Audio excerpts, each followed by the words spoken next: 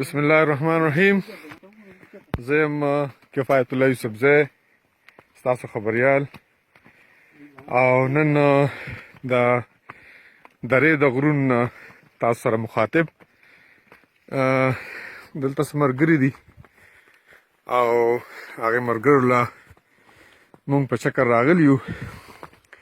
لا هم ډېره کمه فاصله ووهله خو سام به سره لاړه راله، ځکه چې دوی خو عادت دي او مونږ عادت نه یو.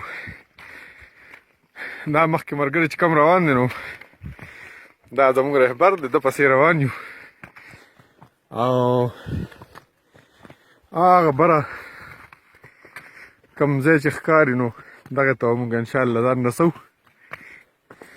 دا ټول ملګري سره نه مخکې وختل، هغوی راته هلته کې په انتظار دي او مونږ هم روان یو.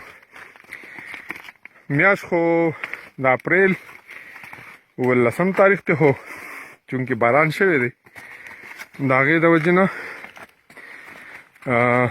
ډېر ښایسته موسم دی، بلکې موسم کافي انتهایی یخ شوی دی. دونه یخ دی چې تقریبا زموږ پکې یخني کېږي.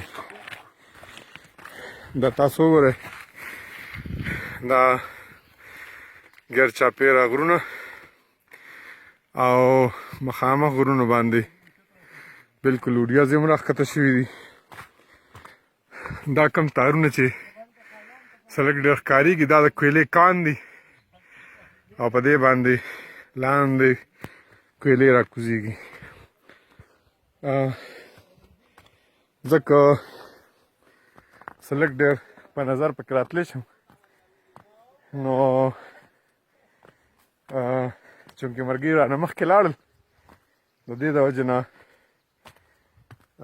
کیمرامین راسره نشته او په خپله کیمرامیني کوم.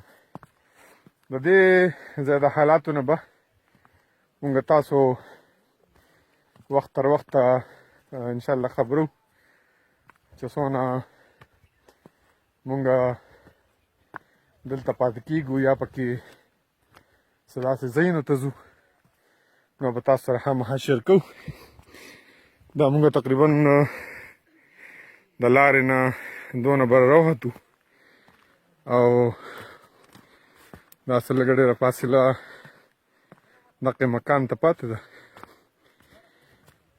نو دا هم انشاءالله نږدې یو، خو مونږ له یې ساه ګډه وډه کړه. حالانکې مونږ سره چې کوم د دې ځای رهبر ملګری روان دی نو په هغه باندې پوټیا سره مو ونه کړو، ځکه چې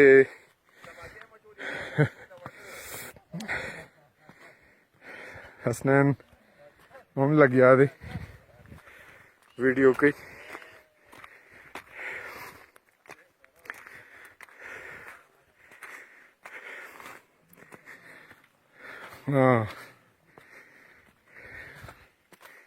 او بالاخر چې دی نو مونږ ټکانې ته ورسېدو.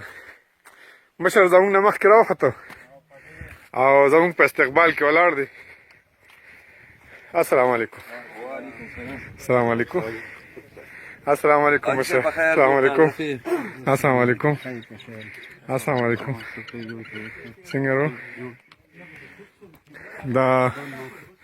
د پاکستان جنډه زموږ پښتنو وروڼو د غر د پاسه لګولې ده، دا ملک سره د مینې محبت هغه اظهار دی. السلام علیکم. څنګه لږي تاسو ښه ټیک ټاک خیریت دی؟ او دا د غر په سر باندې دوی دا ښایسته ښایسته ګلونه او دغه کرلي دي، خو زه حیران په دې یم چې دا فریدي صاحب دی که نه سره د ډانګه دی را رسېدلی دی او زموږ نه مخکې را رسېده. ماشاءالله ماشاءالله. السلام علیکم. وعلیکم السلام. السلام علیکم. السلام علیکم. السلام علیکم.